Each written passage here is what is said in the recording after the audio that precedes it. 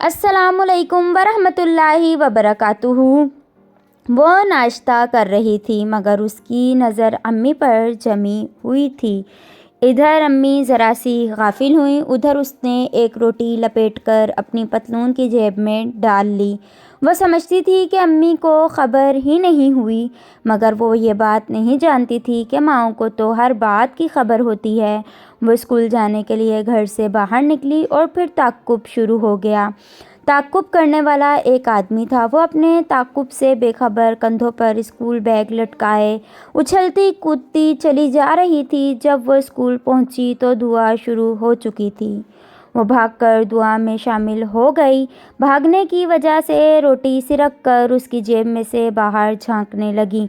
उसकी सहेलियां यह मंजर देखकर मुस्कुराने लगीं, मगर वो अपना सर झुकाए आंखें बंद किए पूरे अनहमाक से जाने किसके लिए दुआ मांग रही थी। ताक़ुब करने वाला ऊँट में छुपा उसकी एक एक हरकत पर नज़र रखे हुए था। दुआ के बाद वो अपनी क्लास में आ गई। बाकी वक्त पढ़ने लिखने में गुजरा, मगर उसने रोटी नहीं खाई। घंटी बजने के साथ ही स्कूल से छुट्टी का ऐलान हुआ। तमाम बच्चे बाहर की तरफ लपके। अब वो भी अपने घर की तरफ रवाना हुई, मगर इस बार उसने अपना रास्ता बदल लिया था। ताक़ुब करने वाला अब भी ताक़ुब जारी रखे हुए था।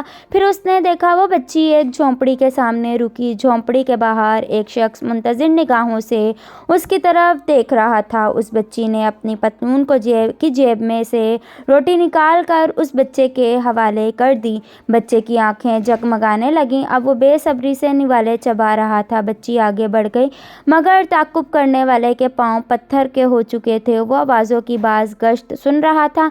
लगता है कि अपनी मुन्नी बीमार है। क्यों, क्या हुआ? उसके पेट में कीड़े हैं?